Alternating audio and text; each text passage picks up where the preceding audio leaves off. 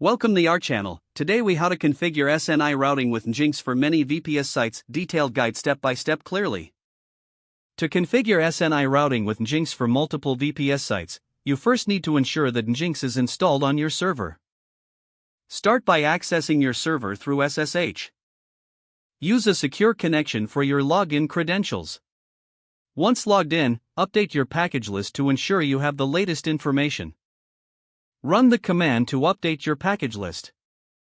After the update is complete, check if Nginx is installed. If Nginx is not installed, use the package manager to install it. Once installed, start the Nginx service. Make sure the Nginx service is set to run on boot.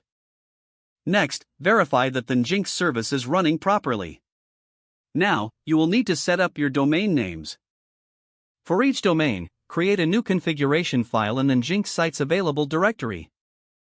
You can use a text editor to create and edit each configuration file. Begin by defining the server block for each domain. Include the server_name directive with the respective domain names.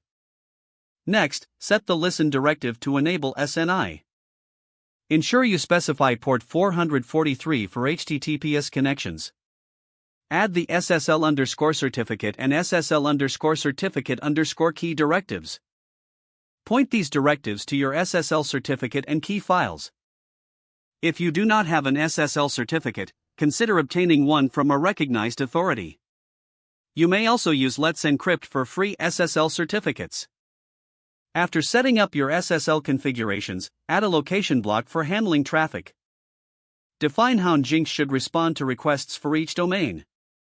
You can configure redirection, proxy settings, or static file delivery as needed.